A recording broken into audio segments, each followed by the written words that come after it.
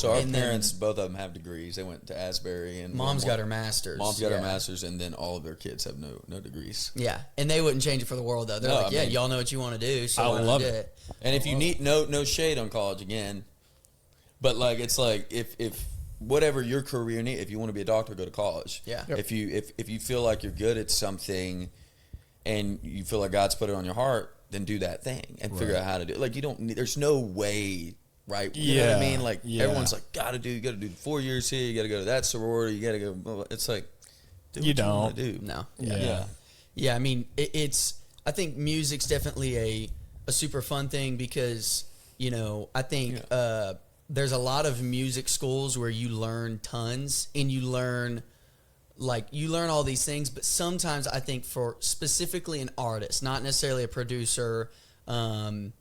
Sometimes a songwriter, but like a producer, you can go to a school or take classes and like it'll genuinely make you better because you're learning things. But like as an artist, you're not going to figure out what you want to say as an artist at a college. Like because all they're doing is teaching you what an artist should do or what an artist should say. Whereas like, the way you figure that out is just by being in your room and being really happy one day or really sad one day and going, how do I express this in a way that feels like me? And that's why, like, people are like, dude, like, anybody who asks me, like, should I go to school for music? I'm like, well, what do you want to do? And if they're like, well, I want to be an artist or a songwriter. And I go, okay, well, figure out how to tell a story. Like, are you good at telling stories? And they're like, well, that's what I think the school's going to teach you how to do. And I'm like, the only reason why that school could teach you those things is just because they've spent the years doing trial and error. Like no one. And there is a value in it. Like obviously like Belmont, like and Lipscomb are great music schools, Middle Tennessee. A lot of connections you can get. Yeah, there. connections. And again, like I said, I was open to do that.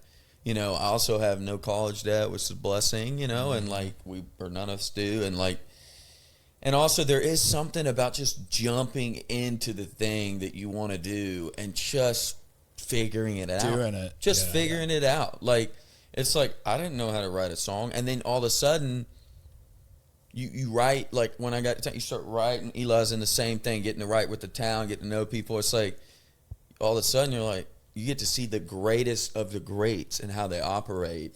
Yeah. And that, bro, that's school. Yeah. You know what I mean? Yeah. Yes. So it's like, if you want to be, I guess if we're going to get into music, if you want to be a songwriter, then write songs every day and write with people who write songs. Or like, just like, what's the dream? Okay, I want my songs on the radio. Well, then try to buddy up and make friends with people who are at labels that are going to have songs at radio and try to write their songs or go hang with them or go, it's like being aware of the goal. Like and we'll go, I know we're going to go and talk about the independent thing a little bit, but like we're indie artists. So it's like, radio is not necessarily on the table for us right now. So, well, then there's a certain song for radio, right? It's a certain down the middle commercial thing. Well, at least right now. What? I said at least right now. Yeah, at least right now. That could change. It could change. Radio's king, they say, but like streaming, it's like there's a different kind of song sometimes for streaming, at least what I think, what I've seen. Like you can get the viral moments off TikTok and all of that, which obviously we're talking like we know stuff. I mean, we're figuring it out. We don't know. I mean, your boy, he ain't viral. We're just it's like with music, is there talent like a Luke Laird? Is there a wild talent that he has that a lot of people don't have? Because it's like, or an Ashley Gorley, like that you can see it. It's like because they're writing those songs, but they would also tell you, one, probably because they're humble, but like if I were to ask Luke Laird, and I think I even have in the past, if I was to ask him, like, dude, how do I write songs like you write, or like the songs you're writing? He would go, just keep writing songs. Yeah, like just keep writing. You just gotta It's a muscle. Yeah, it is. Ed Sheeran says journal a bunch. Like Eli sent me, and then I'll go into that. But Eli sent me a screenshot, or maybe you posted it of like this screenshot. Yeah. Of this thing you were journaling or kind of writing lyrics in our car ride back from Florida the last weekend, and it was like tough girl persona was like the thing, and like it was just like lyrics of like just really cool lines, and he takes it in the room and writes it, and like there is just a muscle. And Ed Sheeran says like he looks at like songwriting as like a water spigot, like well. Yeah, like we're like right when you turn like a farm spigot on, it's just spitting dirt out and it's spotty, and then all of a sudden it runs clear. Yeah. Yep. And I feel like that. Like I'm like I listen to my first. I mean, I've written, 1,500 songs, maybe more, and like, and which is a lot, but not a lot compared to a lot of people in town. But it's like I listen to my old stuff. I'm like, what? Even my old, it's like every day you're like, what? I did that? Like I said that?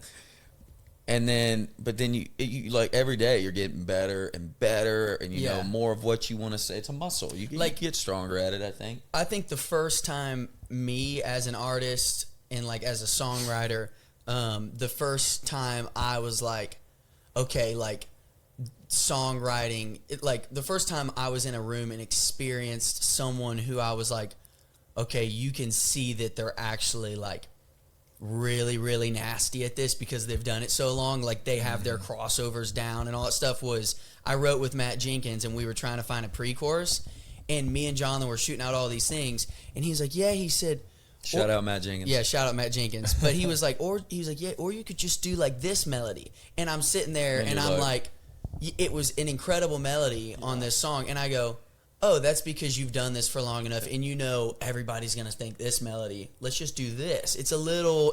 You can hear the reps. Yeah. Yeah. Like, one of my favorite... Yeah, I mean, you mentioned Matt Jenkins. He's one of my favorite, like, writers and people in general, and, like, such a really good dude. And then, like, some of my other favorite... Like, I love Chris Tompkins. It's like, I started writing with him when I moved to town, and Jamie Moore, and Luke Laird. Like, some of my favorite writers...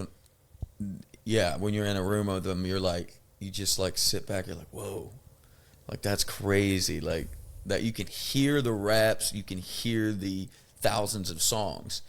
Luke Laird, obviously I'm signed to his company, so I'm a little biased, but I mean, he's one, I think he's one of the best to do it. He's so, the way he runs a room, and he's all about an artist focused, and I feel like I've learned so much from him because he like does what he does in such a good, sneaky way, and he's a good hang. It's a good hang. That's half of it. Is like this. Let's just hang. You know what I mean? Like if we sat down and did a podcast and we're like, okay, let's podcast. Yeah. It's gonna get weird. No. But when you just start talking like we're buddies, which we are, it's like okay, then it's natural. Yeah. Don't be weird. Don't like just.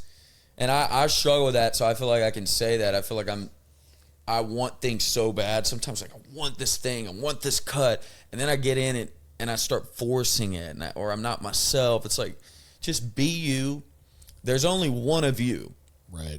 And there's legitimately only one of you, and God made one of you. Don't try to be someone else because been thinking this. You're robbing God of the joy of seeing His plan and His image on you fulfilled. He wants to see you fulfilled. He made you for a reason. And so it's like be you. And Eli too, like we do music, and so we're sending songs back and forth, and like when he first started writing songs, it's like he would want to write them with me.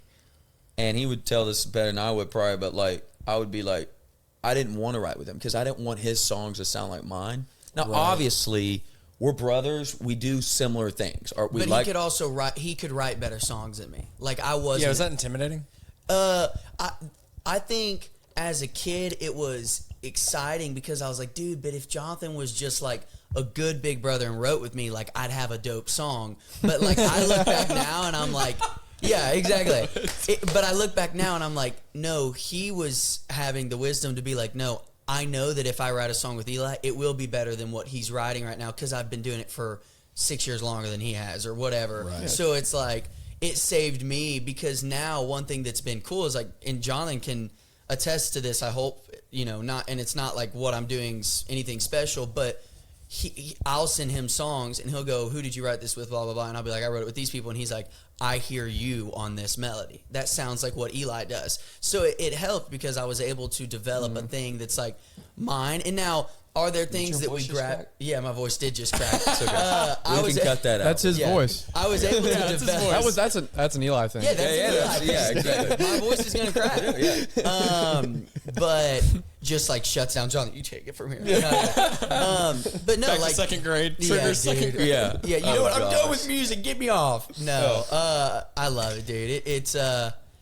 But yeah, I mean, I've got a thing that I feel like, it's fun. I'm excited to go into rooms because I'm like, dude, I get to bring, whether it's going to write you a hit song or a song that never gets played. I don't know. I haven't been in the music industry long enough to know if I can write those kinds of songs yet. But I do know that no matter if I'm writing a hit song or a song that's what do they call it? A computer dweller, where it never leaves your computer or something like demo jail. Yeah, demo jail. Yeah. Whether it's in demo jail or it's going on charts, I do know that I'm going to be able to bring something that's Eli. That is fun. And that's all you can do.